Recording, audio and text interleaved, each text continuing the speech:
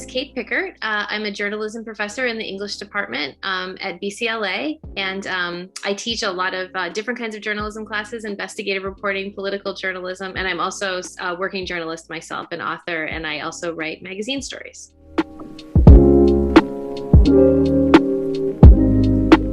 Shortly before I started working at LMU, I was diagnosed with breast cancer. And at the time, I was a healthcare reporter for Time magazine. So as I went through my own personal treatment, I learned a lot about the disease and thought I should probably take my skills as a healthcare reporter to try to produce some journalism about the experience. And so this culminated in my first book, which is called Radical: The Science, Culture, and History of Breast Cancer in America, which is really about the story of breast cancer as it's been experienced in this country over the last 50 to 100 years or so.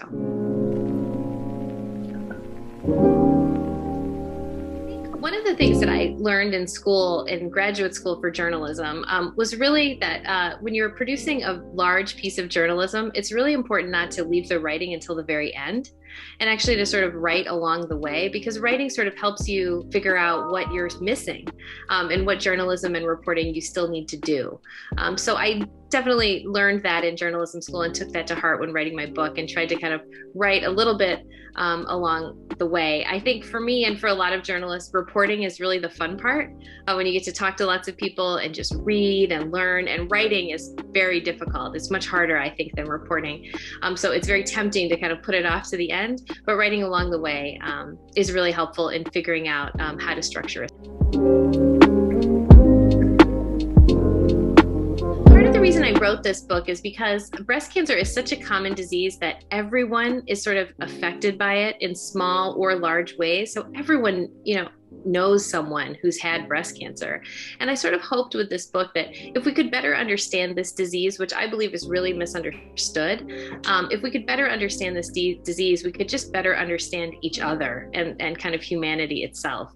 So that's kind of the goal with the book, was to sort of illuminate something that a lot of people have heard about and maybe thought a little bit about, but really don't understand.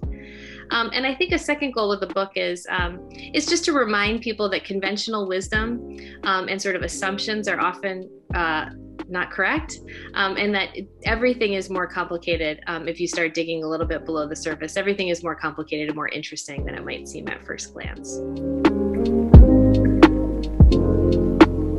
So I never really set out to be a teacher or to be a college professor. I graduated from the Columbia Journalism School and was working in New York. And one day, one of my old professors from Columbia called me and asked if I would like to work with him as an adjunct on a course at Columbia. And I loved this professor, so I would have done anything to sort of spend more time and work with him and learn from him. So I said yes, and taught a little bit at the Columbia Journalism School, taught graduate students, and it was really fun. And a couple of years later, I moved to Los Angeles, and I was working full-time during the day as a writer for Time magazine, and then at night I would teach students at USC, and I really loved it. So when I saw a position open at LMU, I jumped on it and applied for it, and feel really fortunate to have sort of kind of come into this sort of second career as a college professor.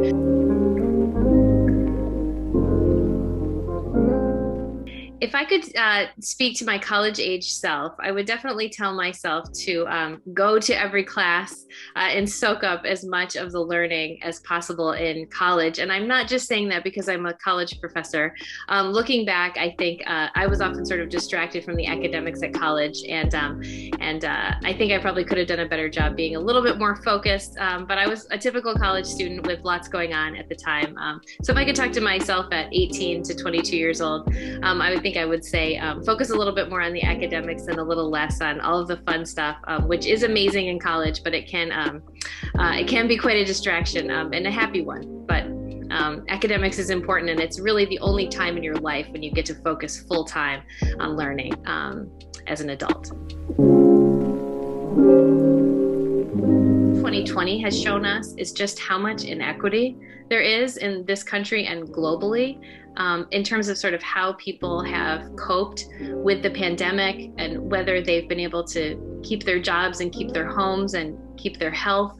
and how different kids have been affected by this depending on where they live and their socioeconomic status, and of course the health outcomes from the pandemic that have varied widely along racial lines, which is, I think, something that healthcare reporters like me were definitely aware of, inequities in health and healthcare, but the pandemic has really brought that to light in a big way, and I think taught a lot of people how much more work we have to do to make our healthcare system more equitable. So I think exposing inequity is one. I think that's a positive takeaway from 2020, in a year that has obviously been really challenging on so many levels for everyone. I don't think there's anyone that's had a better 2020 than the year before, or hopefully than the year after. We're finally making some headway on vaccines, and I am among those really looking forward to coming back to campus and being with all of my students again in person.